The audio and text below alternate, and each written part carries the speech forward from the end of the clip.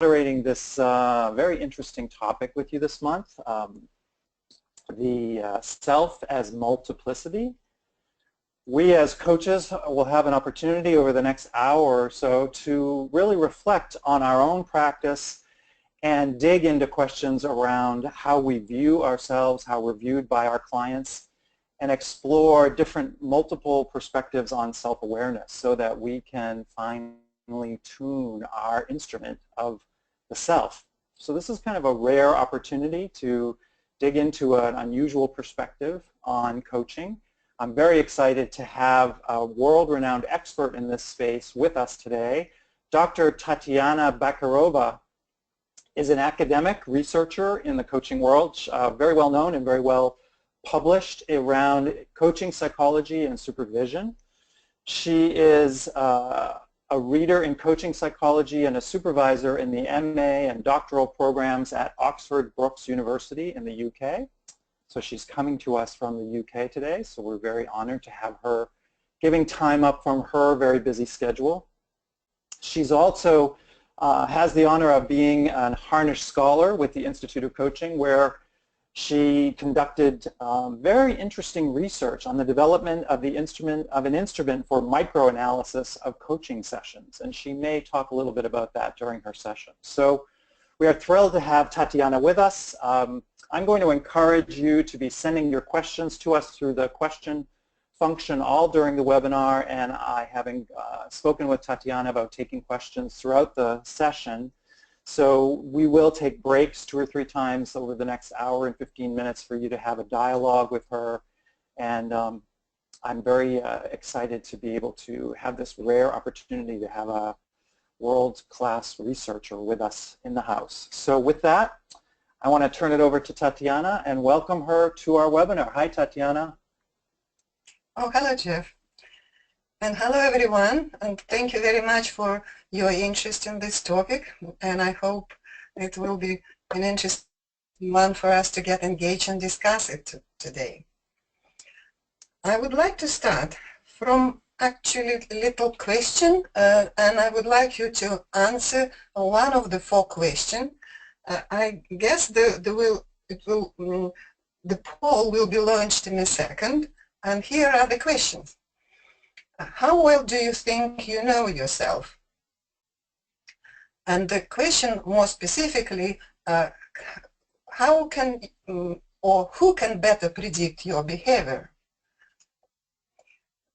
For example, you or people who are able to observe you in many different situations. And there are 4 options. You can see option A, of course, I know myself better. B, I'm not sure, but maybe equally. C, of course, they know me better. And D, nobody can predict my behavior. If the poll is launched, make your choice. Oh, already done. Great. You have the results. Yes, I have the results. That was quick. That's very prompt, yes. Right, so what we see is that the first answer, of course, I know myself better, is 39%. I'm not sure, but maybe equally 47%. Of course, they know me better, 8%, and nobody can predict 5%, right? Okay, that's an interesting result. Usually when I do that, the most answers, yes, come from for the second options. I'm not sure, but maybe equally. But of course, you guess that there is no right answer for this in this poll. What I'm going to do is more or less give a support for the answer that wasn't that popular. It's the last one. Or the also quite not popular is the third one. Of course, they know me better. And why I'm going to start from that, because it has direct consequences for the topic of our discussion. And the idea of the us not knowing yourself was recently very well discussed in this research by David Dunning, And the quote for his paper was that the 90% of the world war come from people not knowing themselves, their ability, their frailty, and even their real virtues. Most of us go almost all the way through life as complete strangers to ourselves. And that was his research about, he called it strangers to ourselves. And this is supported also by Guy Claxton, a philosopher, psychology, and educationalist. He was also arguing that we have no privileged access to ourselves, and supervisors, trainers, teachers know their students better than they know themselves. And why is it so? Because we are built, he argues, to predict other people's behavior, and because we need to survive. We need to know how people will behave. And that's why we are very carefully observing all the signs of other people's behavior. But we find it difficult to predict our own behavior. And there are some other evidence for that, and you probably can know it yourself. David Dunning was arguing that, for example, all the drivers really overestimate their behavior and their capabilities of driving, because he argued that self-assessment tend to be flawed in one particular dimension, overestimate. And he also was arguing that it could be good for people. Sometimes it's useful for us to feel kind of I'm capable, because then we would be more likely to act in some situations. But we are not even accurate even when we try to get it right. And that's why he was arguing that in many social and intellectual domains, poor performance tend to know just how badly they perform. And we probably can observe this also from coaching and engaging sometimes with difficult cases. So why I'm actually bringing that, you may disagree with what this research and what these authors are saying, but my main argument in this case was, why do we not know ourselves? Why it's not easy to know ourselves? And one of the reasons for that is possibly because we don't know what the self is anyway, in principle, or possibly because the self is multiple, and that would be the topic of our conversation today. So what I'm saying, it is a mystery, and we will start from this sense of mystery. So that is the topic. We will learn about recent development in the understanding of the concept of self, and we will consider the idea of multiplicity of the self with implications for coaching. And I also will offer some ideas to experiment with approaches to coaching that take account of this multiplicity of self. Right, so why the self is a mystery? What is difficult about the self? Because when we try to describe the self, it's very difficult to say from what angle, what sort of self, what part of self do we mean. And if you actually go and look for the literature that's relevant of self, you will find that you can find relevant things in all sorts of shelves in the bookshops or in the libraries, because there is branches of science look at self. And when you read this, you would say they don't agree about anything. So why is it so? And one of the reasons is there are at least 3 different ways to conceptualize the self. First one is how we experience things. And we can say it's something about I, something about the center of awareness, basic pre-reflexive sense of I. And that's where you will find on the shelves of phenomenology, because they talk about our experience. Then, if we want to discuss it from the other angle, how we act, what is happening to us when we make decisions or when we initiate some action. So we need to talk about the self as an agent.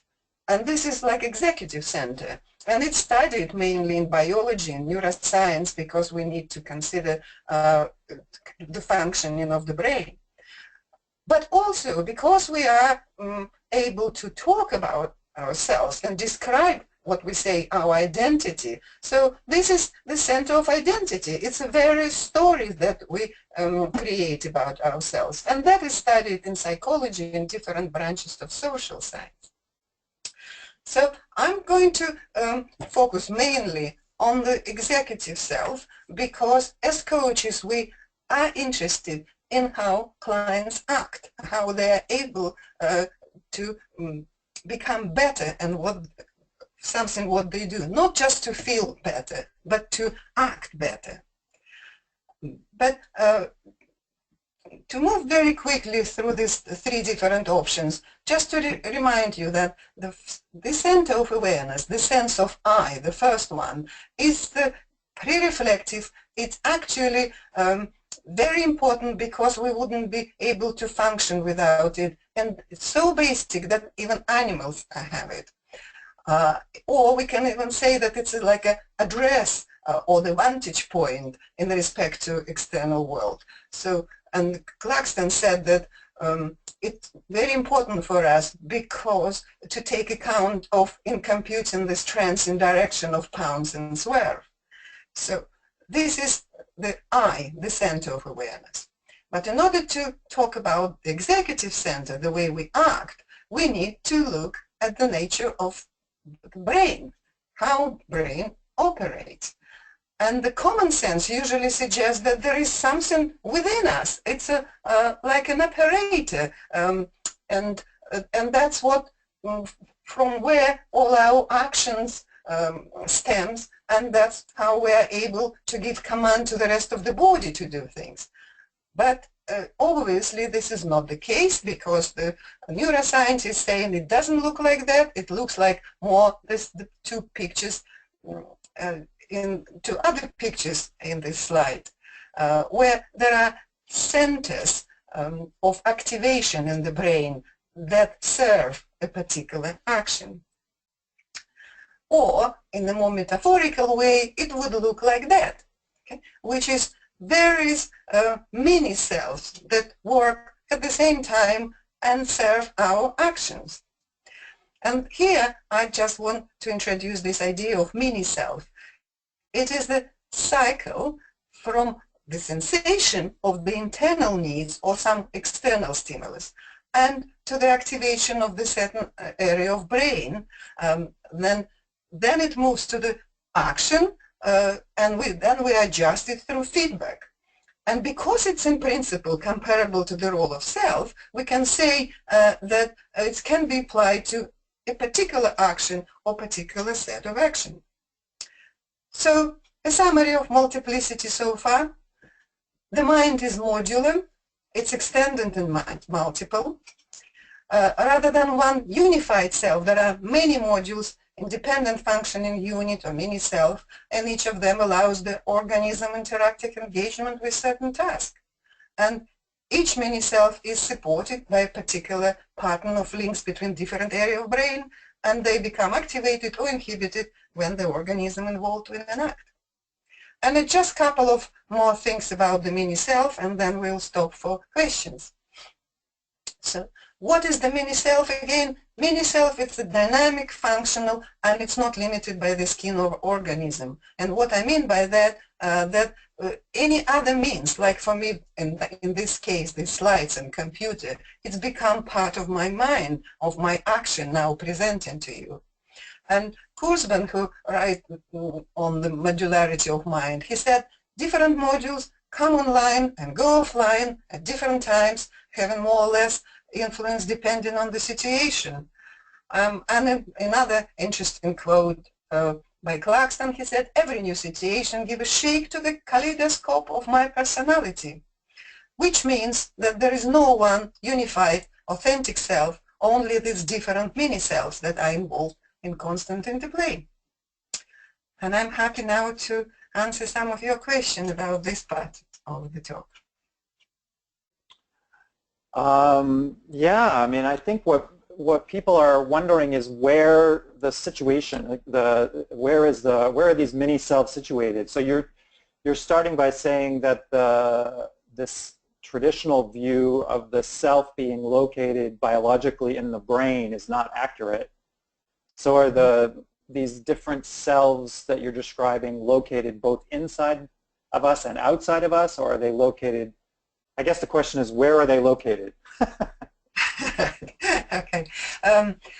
It's still the brain, of course, the one of the main center, but the mini cells are extended. So it means that they wouldn't be functioning just within the brain. So they need the extension. They need input from the external world, and because they are serving particular action in the world. So, but the brain, of course, the central things, the only things this idea suggests, that within the brain there is no one central self that we could call a self. It's a combination, it's a network of different mini selves which are actually sometimes working at the same time. And most of them are unconscious, and we only become conscious of only some particular element of them when we really need to think part of the actions. Interesting. So it's really a network of mini selves and not one Yes. orchestrated core, basically, is what you're saying. Yes. And for that reason, it's already a little bit challenging because, as I said at the end, we tend to think about authentic self. We tend to think about what is a real me. But in principle, this is a wrong question. Right, because there is no central core self, in other words. That's the narrative theory as opposed to the actual action-oriented theory. Yes, we will come to the narrative part of it, but at the moment I just wanted us to make sure that we are on the same page and we understand what we mean by the mini selves, the mini selves as a network that serve our action, our functioning in the world. Right. Well, this is great. I'm getting lots and lots of questions. The questions are so good, they're almost a little complicated to read. One is about, let's see, let me just give you a couple of them real quick. So one of the questions is about multitasking. If the self is a multiplicity, does that, some theorists say that it's actually not possible to do multitasking, that we're actually switching back and forth between different selves, that we're not really multitasking? What is your perspective on that? It's a very good question. I think multitasking is possible, but not in the kind of typical way as we think about it. For example, what I mean by multitasking, I can walk, for example, and talk to you. That is possible. Okay? Right. So some mini selves are serving things like that because some automated actions are easier and they could go in the background. But if we need attention or if we are satisfying some particular need, then yes, it would one of the mini self will get on top of the pile and work for the particular action. Mm-hmm. And can I probably just give you some idea of what I also mean by mini self as an example, which would be easier probably for people. For example, if I feel a bit thirsty right now, okay, so that is my internal impulse, and I reach to the glass and I drink a bit of water, right? So that's a mini self. It was the need, it was something processed in my brain, and it was an action of reaching to the glass and drinking. Okay? And this is mini self that went on the bottom of the pile. And the other, some other mini selves could be much more complex, like something given a presentation in that moment, and or for you to be engaged with the particular person in the conversation, or digging a hole in the garden, or crossing the road. Can you see? It's all connected to some specific actions. Yes, no, I think that's very clear, and it helps people. A number of the questions were about those kinds of clarifications. There's one question about the mini self in juxtaposition with the executive self that I think would be good to touch on, because you mentioned in your slide about the 3 different perspectives on the self, that one of them was had this idea of an executive self. And the question that Sharon Grady is asking is, do the mini-selves that you're describing, do they operate within an executive self, or is the executive self itself one of the multiplicity? What I call executive center, it's this network of mini-selves, because it's a center only in the sense of like shopping center. Okay? There are a lot of things going on in the shopping center, but you never can say where is the center of that mall. Okay, so and that's what I call the executive center. So it's not the self as such; it's just the whole system that serves our engagement with the world. Very interesting. And another question that comes up that's related to that is Deborah is asking, so does that mean there's, what are the implications for this idea around authenticity? Because a lot of coaching and leadership in particular, we get into this conversation about being an authentic leader and whether we have an authentic self.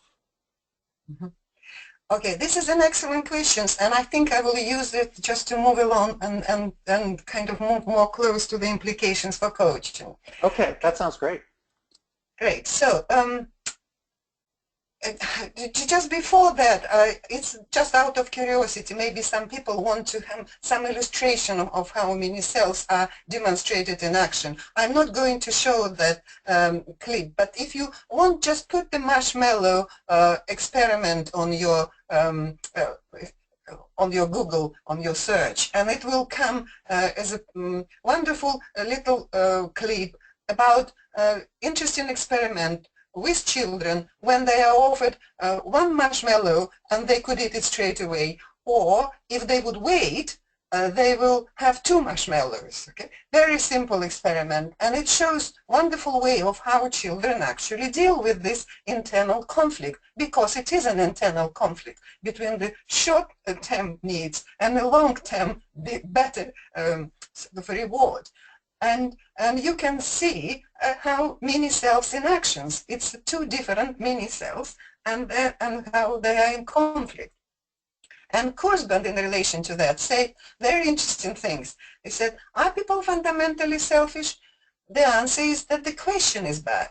Some modules are designed to gather benefits, others are designed to deliver benefits, and they exist in the same head, sometimes in conflict. So now I just want to get back to exactly why it's important or might be useful for coaches, this idea of multiplicity of self. Because we can see straight away, one of the tasks of coaching very often is to deal exactly with that, with the dynamics between the short-term and long-term mini-selves.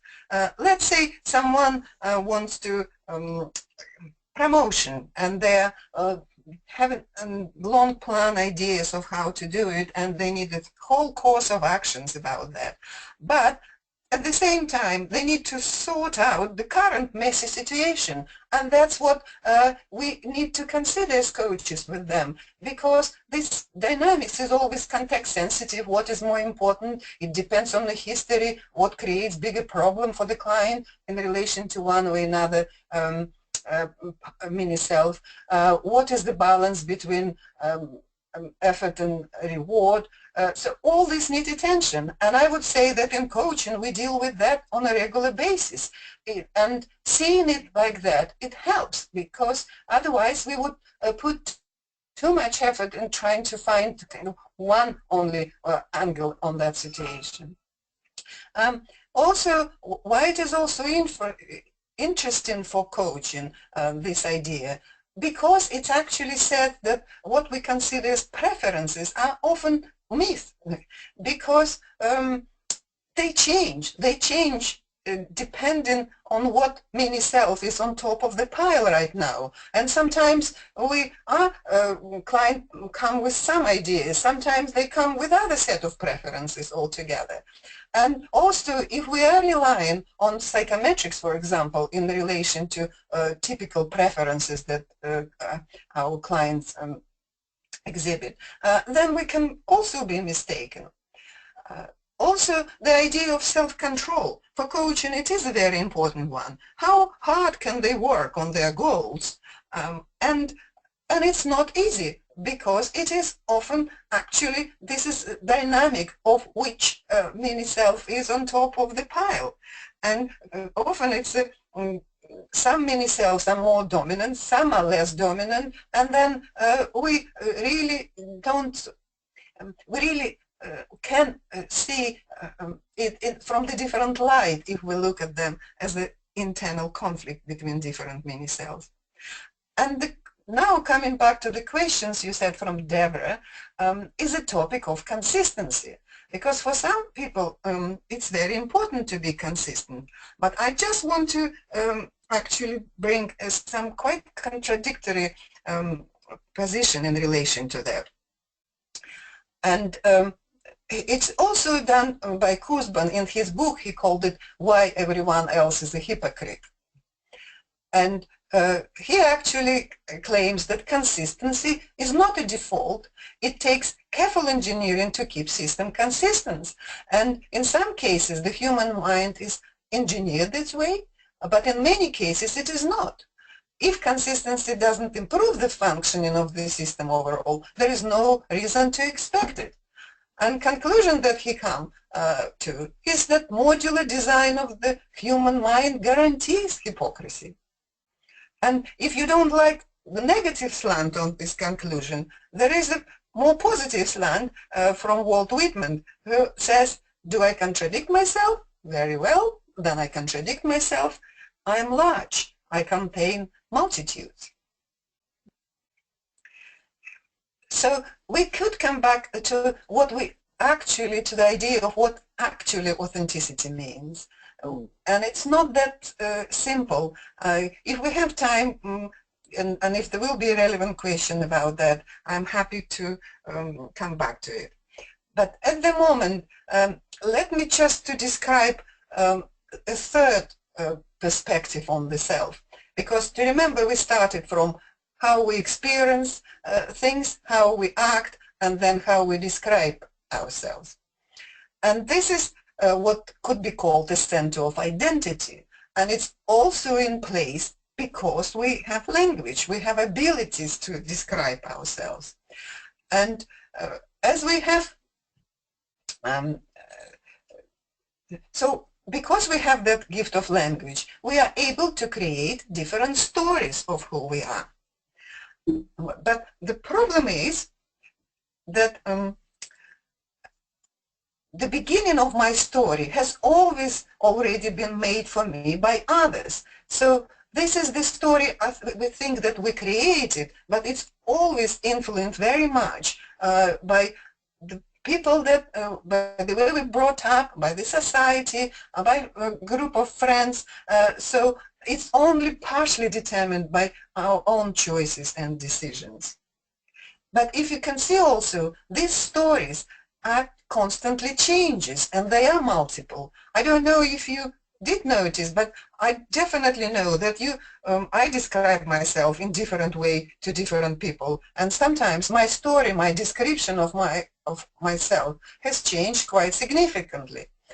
And here you will see on the screen a cartoon that I very much like, which actually exactly describes how it happens. Just take a time to read it.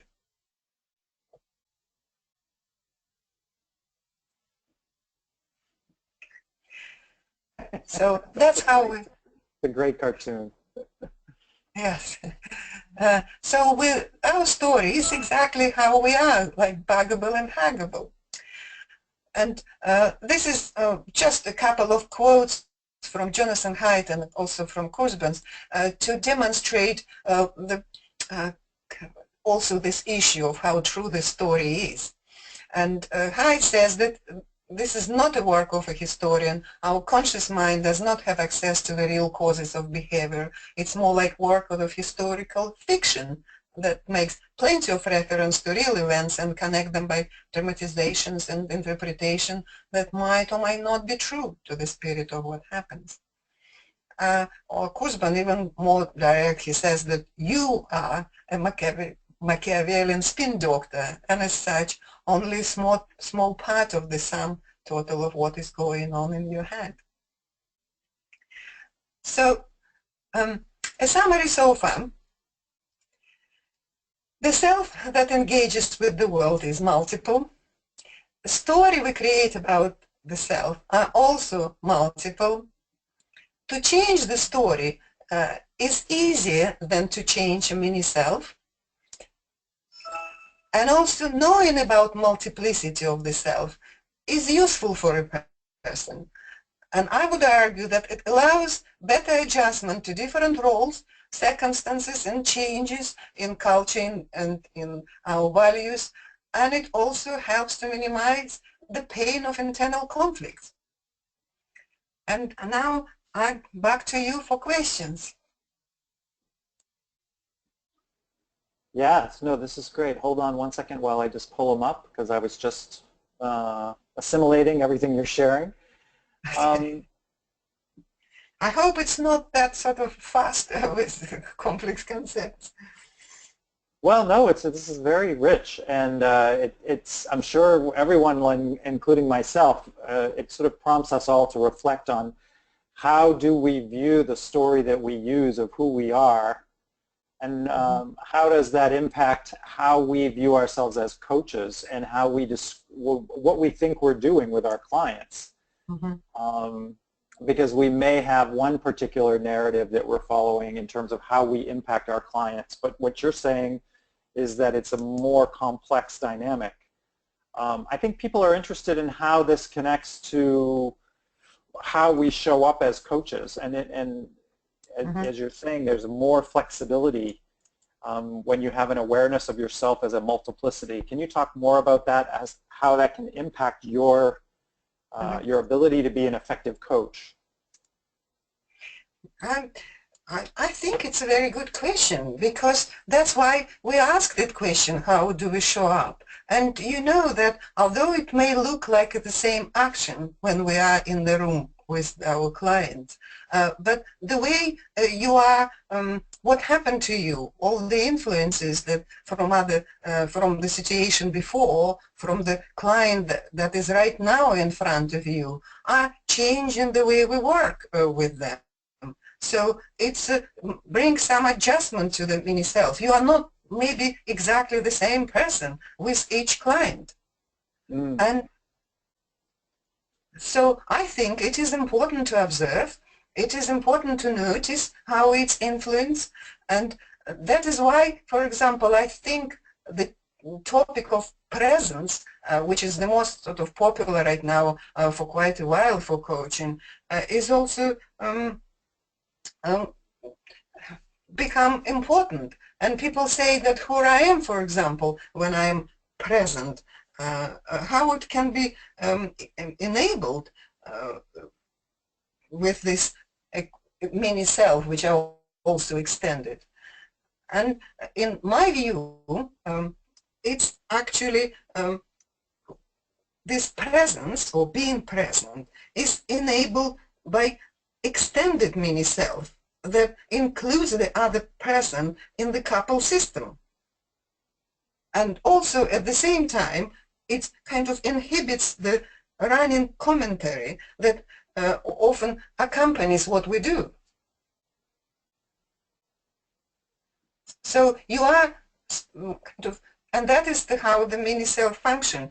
You are include the other person, he becomes part of more or less your mini self in that moment, and the other small talk in your head stops. That's what I call the narrator. The narrator stops talking, and that's why you are present.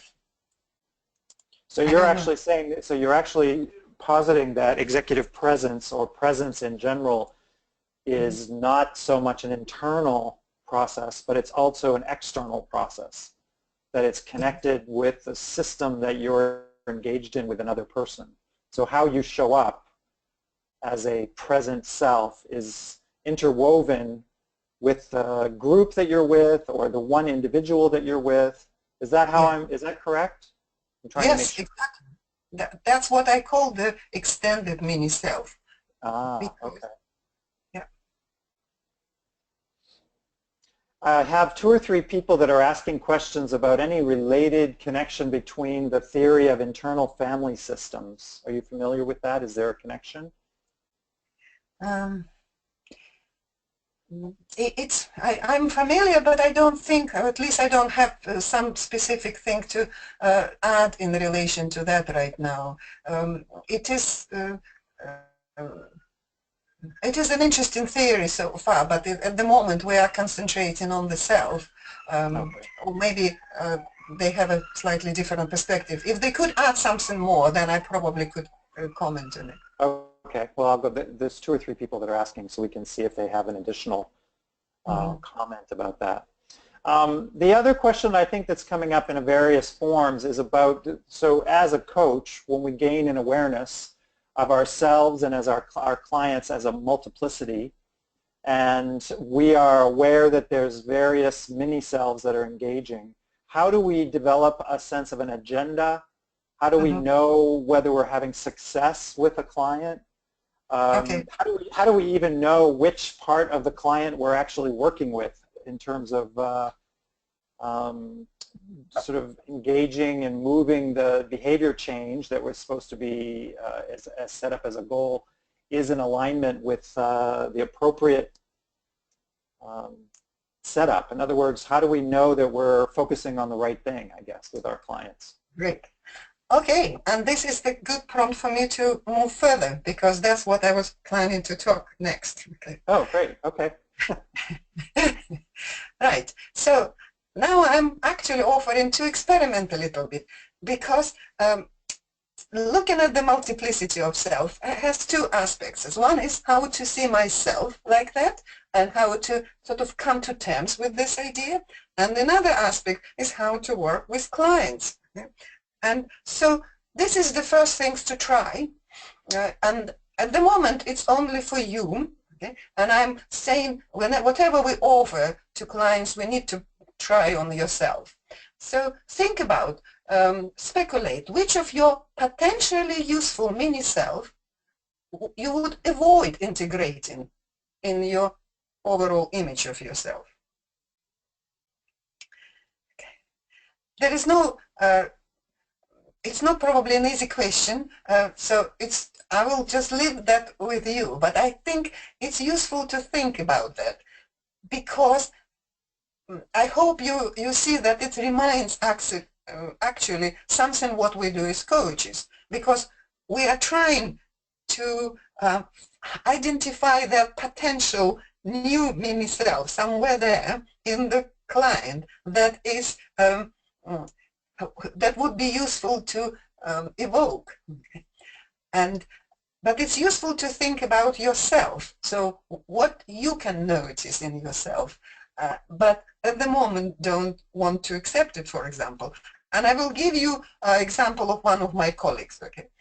Because she is probably one of the most organized people that I ever knew. You can ask for something and it will be done perfectly well.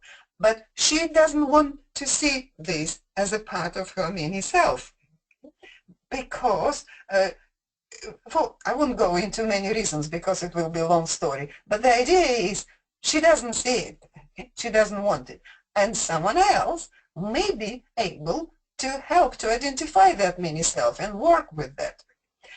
And the way, if you think about the best person who can help you to do it, think about how they would do it, and then it will help you to see maybe what other ideas could be there to use in coaching in order to use it with clients.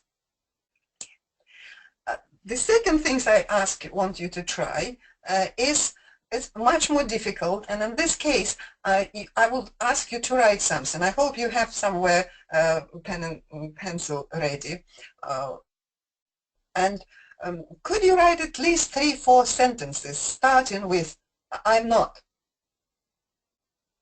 And I will give you a little bit too. You don't need to think very much, just simply write as quickly as possible a list of sentences starting with "I'm not." So this is like an automatic writing kind of exercise. Yes.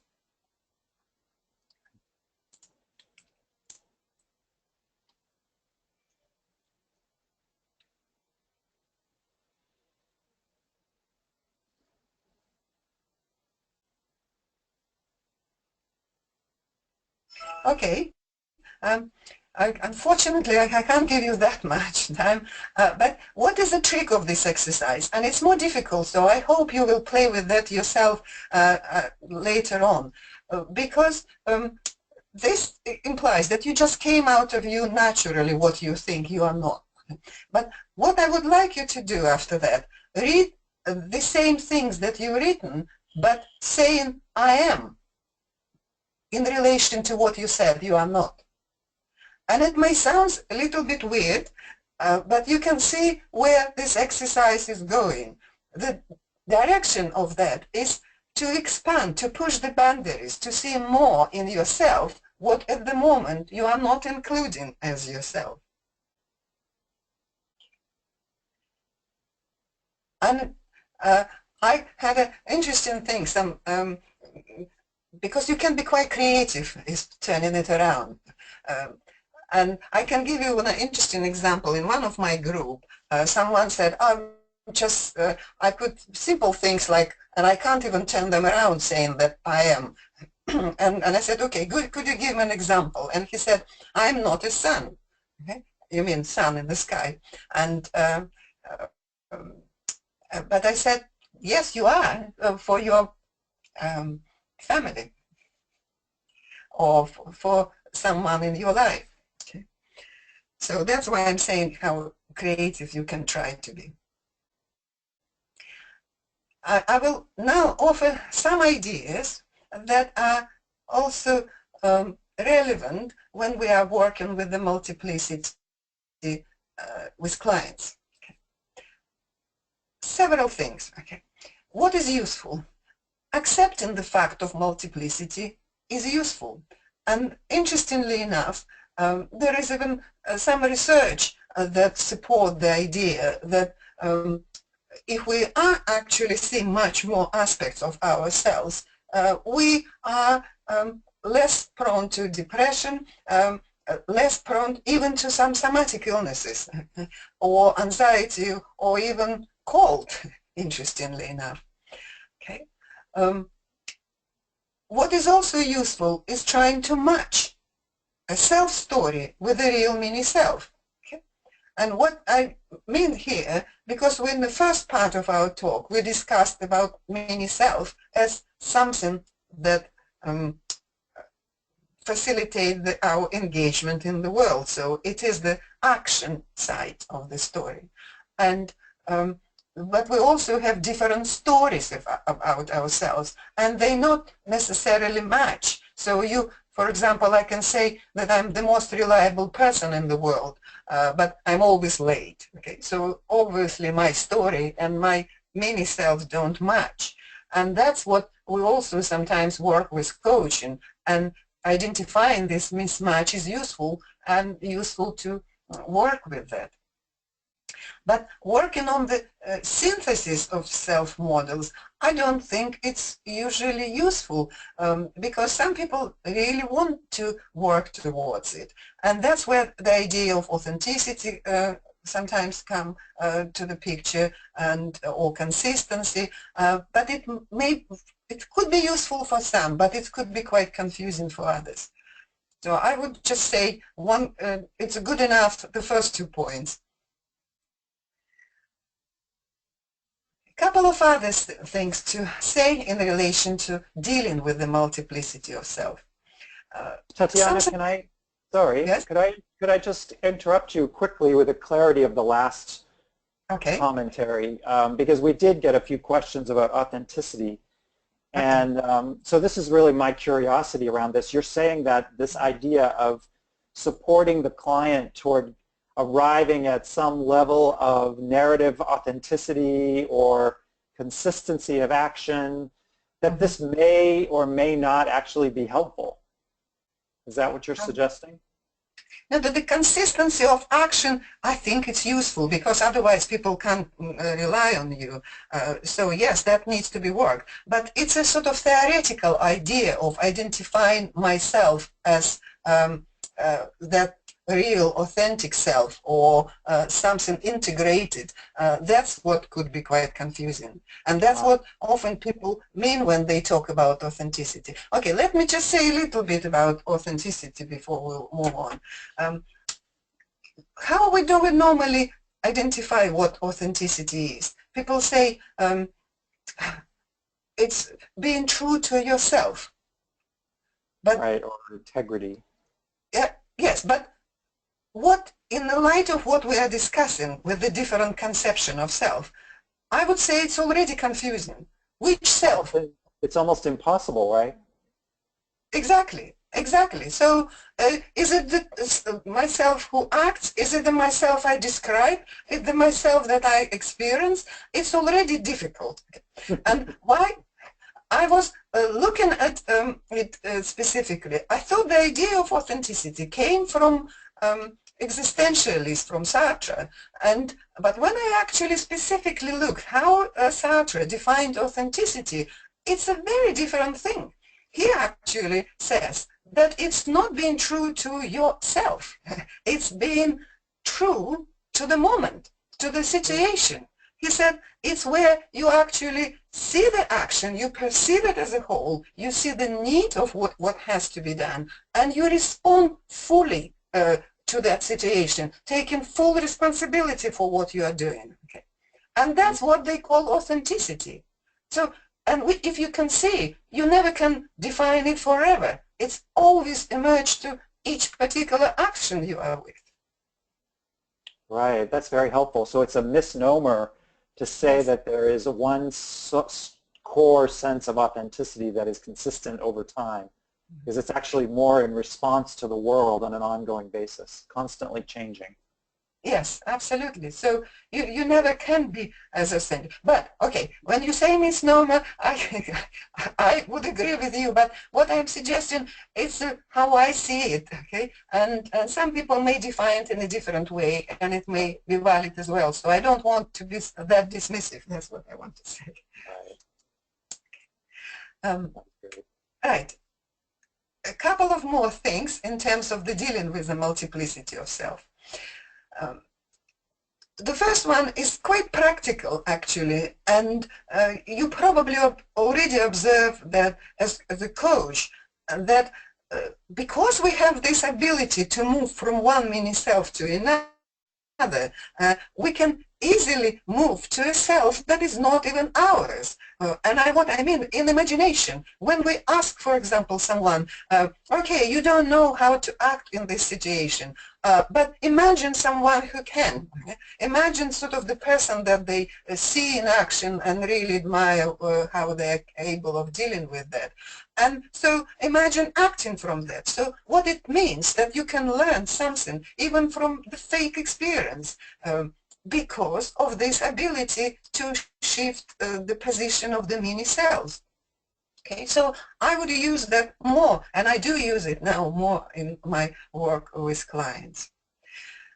Also, another practical things in relation to multiplicity, to accept that yes, we have that center of identity. I sometimes call it narrator, so someone who creates all these stories about ourselves. But we need to be aware that narrator always has a particular agenda, and it's always to present oneself in the better light.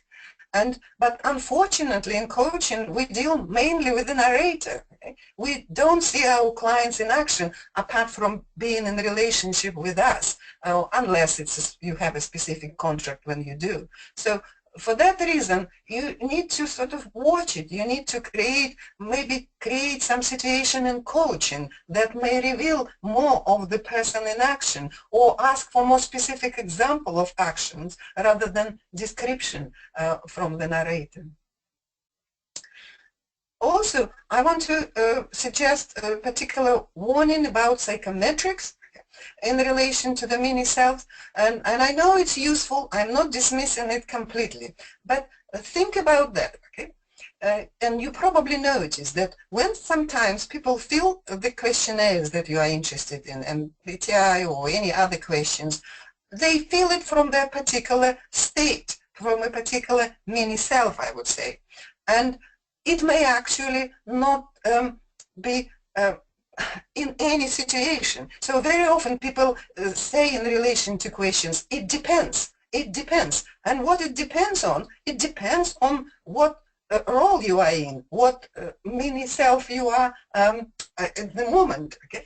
And actually, interestingly enough, even those people who create the psychometric instruments, they already identify this problem, because when you ask people to fill this questionnaire, imagining themselves in different roles, the results don't match. Okay?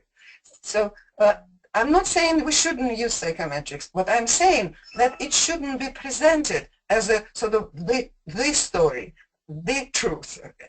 And we could use them in a different way, ask more interesting questions. Something like, how would you describe that mini self that represents the result of this particular instrument? What is missing in it? What is the strong part of it? What is not described in that instrument? So it could be different questions. And another one is about a caution about transformation.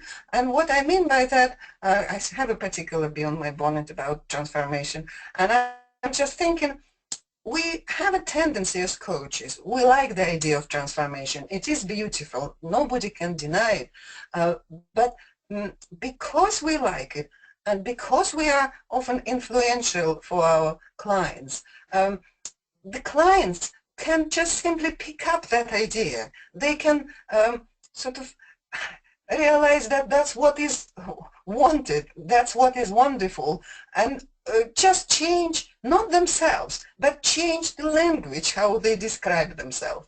And then it may not be about transformation. It's not be a change in the mini self. It's just change in the story about yourself.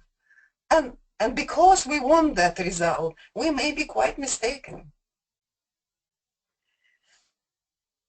And the last things that I wanted to say, it's another things to try. And this is the exercise that I often do in relation to the multiplicity. We can't do it now, but I'm just thinking, I want to comment on that and for you to use this maybe in your coaching. It's an example of question that the coach may ask the client. And because you wouldn't be, I don't think you would need to describe the idea of multiplicity of self, but it could be in a very simple way. Say, if they are describing, let's say, some difficult choice that they need to make, okay? Or something that they want to achieve but not able because of some certain obstacles. So you can start with which part of you is concerned most with this problem, with this challenge. And then investigate it a little bit. Okay? Just say, what is the purpose of this part? What does this part need to happen? Describe it to me. So, and then when they talk about that part, and you envisage, and you obviously understand that we are meaning some particular mini self, then you ask a different one. Which part of you resists it? So the other part. Okay? And then also, what is the purpose of that part? What does this part need to happen? And it works really well, particularly if there is this tension between different, the balance between, let's say, two different mini cells or short-term and long-term mini cells.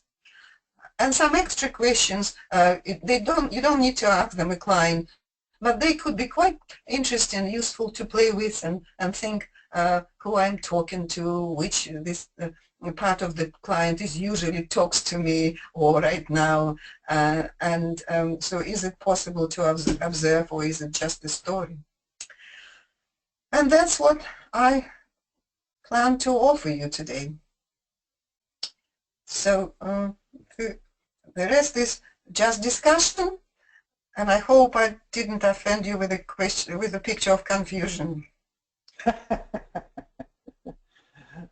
I think it's actually very, very rich and thought-provoking, at least for me, and I'm sure it is true for many of the folks that are on the line. So I want to thank you for sort of waking us all up. And I'm very aware as I'm listening to you, Tatiana, that I'm getting in touch with a variety of different selves within myself as we're doing this. So I think that's a good thing, right?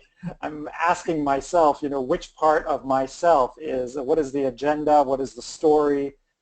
I particularly appreciated your exercise of what I am and what I am not. So there's a lot in there in terms of people understanding that how we negate ourselves or how we resist owning the multiplicity of ourselves. So it's very, very rich. I have many, many questions coming through. It's very difficult for me and my multiple selves to choose the questions. I feel bad because there are probably 40 questions, and it's very difficult for me. Yeah, so this is a great thing. It's an honor that we have so many multiple selves, but it's difficult to choose. I'm going to use my executive self to try to pick out those that may be just the most relevant for the largest number of people that are on the line. I'll also be authentic about the fact that I'm going to be selfish and pick the ones that I find the most interesting. Do it randomly, Jeff. That will be fair. I'm just being open and transparent about this. That's good. One of the areas that's coming up, 2 or 3 different people are asking about internal self-conflict and pain and the role of the coach in working with a client that has some kind of pain or conflict within themselves, within their mini-selves. And what can the role of the coach be, either minimizing internal conflict for the client, healing. So maybe you could just comment around the internal self-conflict that sometimes arises and how coaches can work with that. Oh, thank you for this question. It's an excellent one to ask in this context. And what I would just say, this idea helped to externalize the internal conflict. Okay? And that's what the last exercise also does. Okay? It's actually bringing it to the surface. But why do you do that? And that is the most important thing, because quite often people, when they feel that they don't like some part of themselves or something in them that sort of prevents them achieving what they want to get rid of that part. And this is not a good idea, because any part of you is already there for some reason. And that's what I call sometimes whatever you do, it has some sense. So in the previous exercise, the one, it's actually suggested that part for some reason is there. So the task is not to get rid of something, but to negotiate, to integrate, to accept, to make peace with that. Okay, that's what I would see as the only way if we see the multiplicity of self. And I don't know if it sounds very prescriptive, but I really like the idea of Guy Claxton and about the sort of our pile of needs, and what gets satisfied is what's on the top. And he was saying that if we actually, so whatever we do, we actually do for some reason. Even if you are, for example, don't want to do that activity and you are falling asleep, it's some particular need satisfied. Or if something resisting in you, it has some value, and that value needs to be found.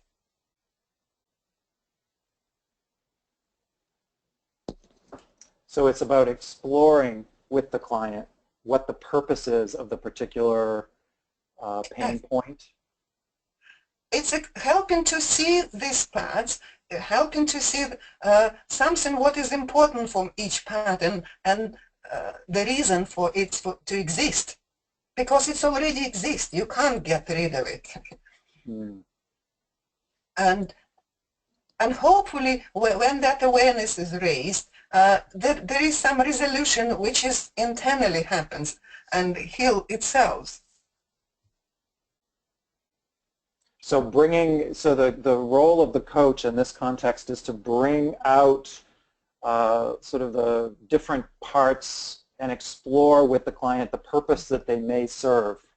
and how that ultimately can be resolved or integrated or expressed, and therefore it's always sort of integrated somehow, okay? Because, and that is not new, you probably know it from Gestalt, and that's, it's still, even Friedrich Perls used to say that when, with an internal conflict, especially if you are fighting against some part of yourself, it's always the energy is lost. When these parts are integrated, it's always again in energy. But that would almost seem to imply that we are having an agenda of working toward a synthesis. I wouldn't call it synthesis. I call it the internal peace. Because there are a number of people asking questions about how do we then, if we're honoring that there's a multiplicity of selves in our clients and in ourselves as coaches, how do we know whether or not we're focused on the right agenda? Right for whom? Well, exactly. Right. How do we clarify whether we're being consistent, authentic? How do we know what way to show up in terms of how to best serve our the many selves that are sitting across from us or on the phone across from us? Right, okay. And I think this is the good questions to, and I will just give an example of what question I ask, for example. If I see, okay, right on the top of the pile is the some mini self which actually doesn't want to do it, but you want to change something, okay? So what you need to ask, you need to bring to the awareness of the client, things like that. How do you know that this need is more important? Is it worth taking energy from your organism as a whole and from what the organism is doing anyway? So you ask these questions in the first time to bring into awareness the importance of the need. You ask them, is the situation conducive to this need being fulfilled or satisfied? So you ask them to look at the situation, why, for example, that desirable mini self is not on top of the pile. It's maybe the situation is not right. Then you also ask, what are you prepared to lose if your energy is redirected to that mini self? And that is also important.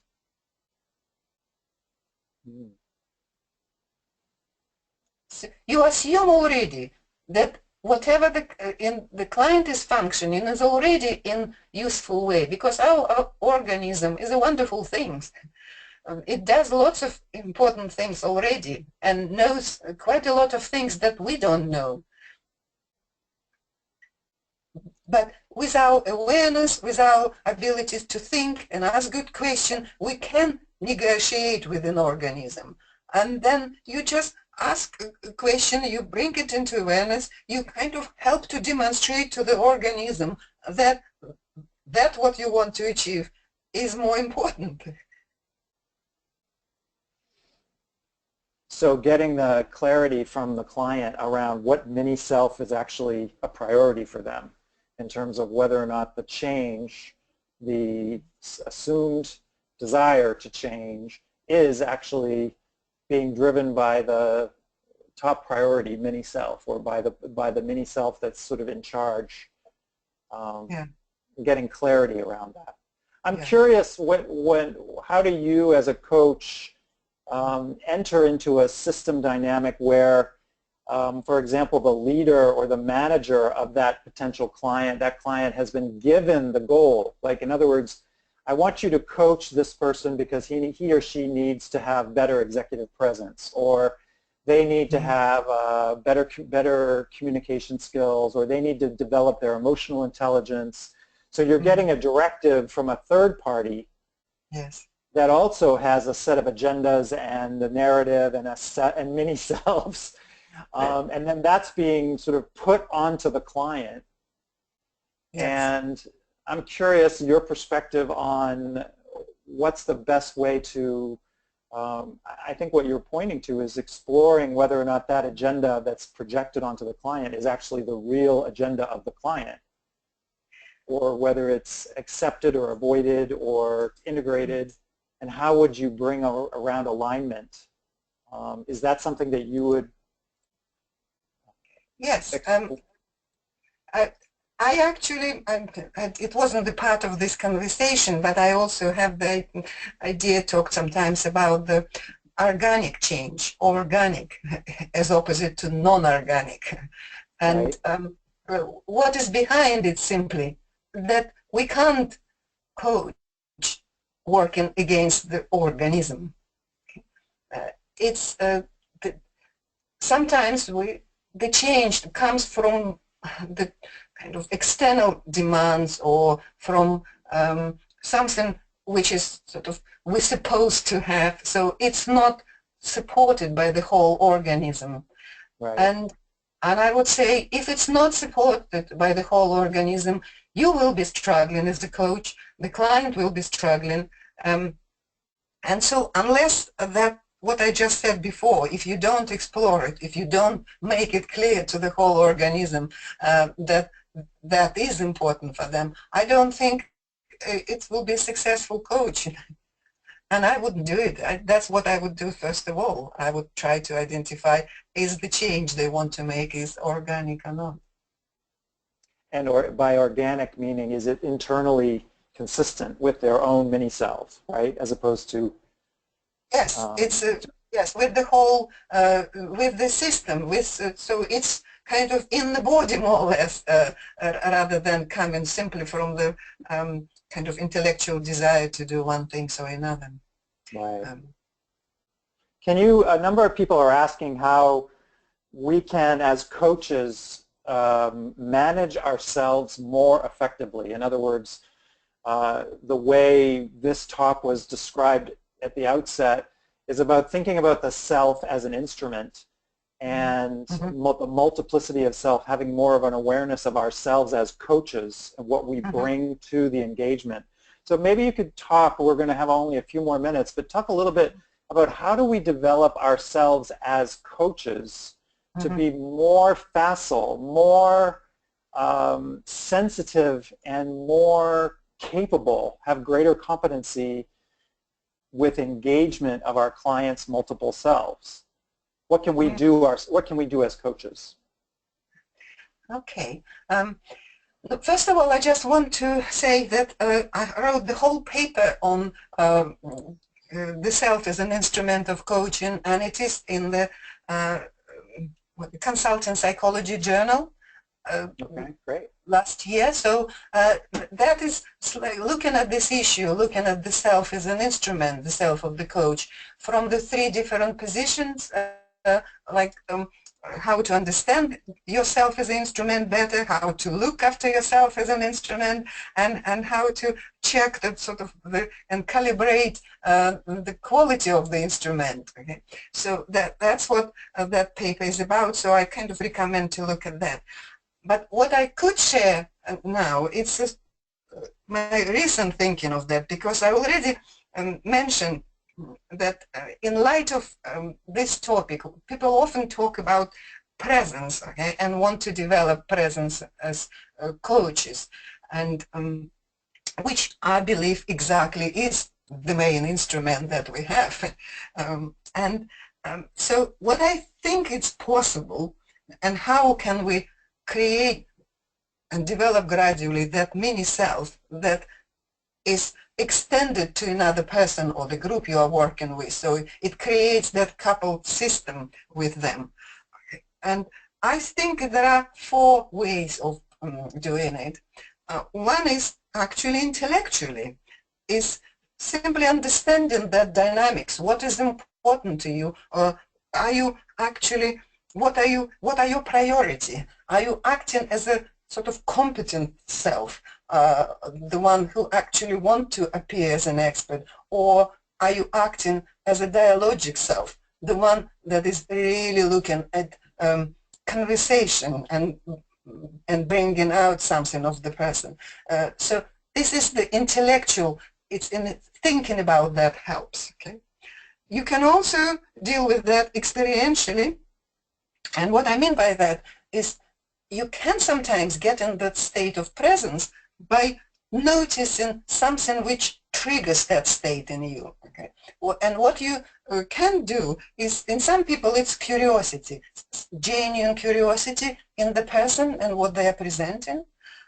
In other cases, in some people, it's empathy, so they really resonate on the emotional level with the person. And if you know that, you watch the signals, and they will sort of will help you to be most present for the client. Also, energetically, the third reason is energetically, and what I mean by that is we quite often sort of dismiss the importance of preparation, and what I mean by that, it's that we are sufficiently rested, we are nourished, we are feeling safe, we are feeling available with our energy to client, okay? And that is the energetically.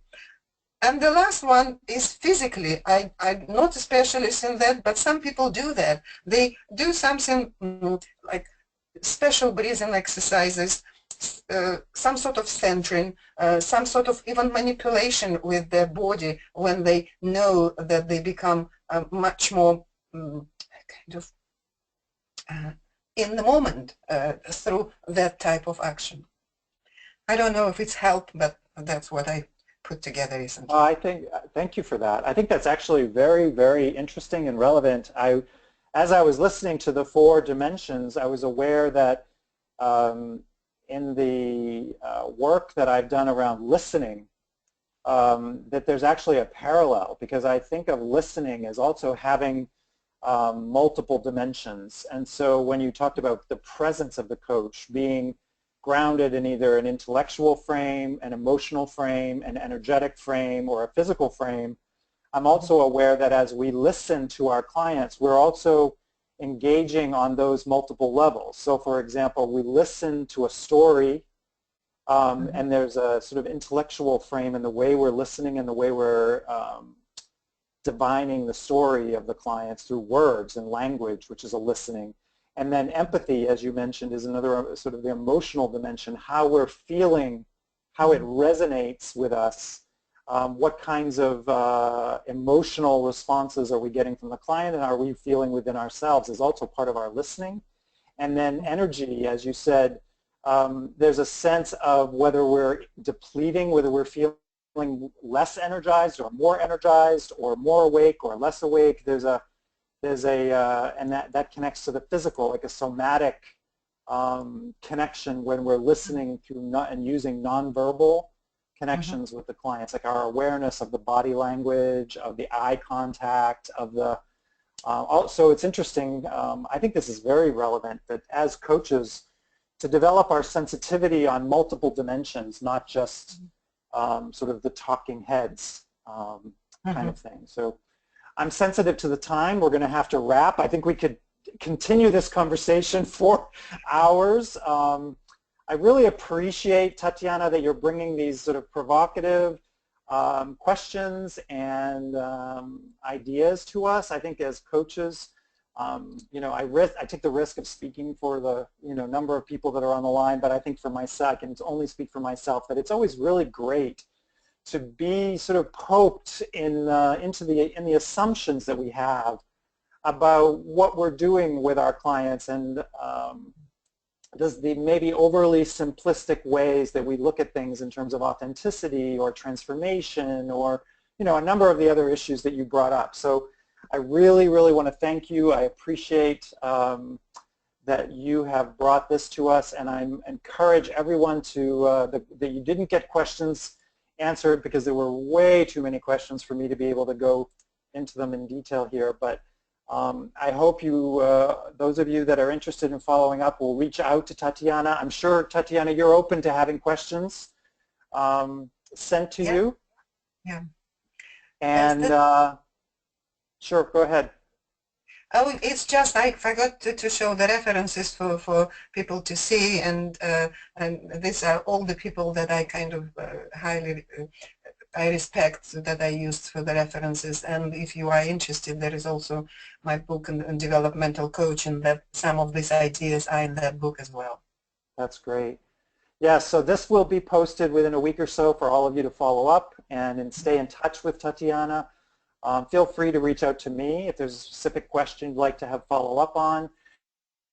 And I will also mention that she's written a wonderful blog that we'll be posting within a week or so that talks more about this issue of transformation and development.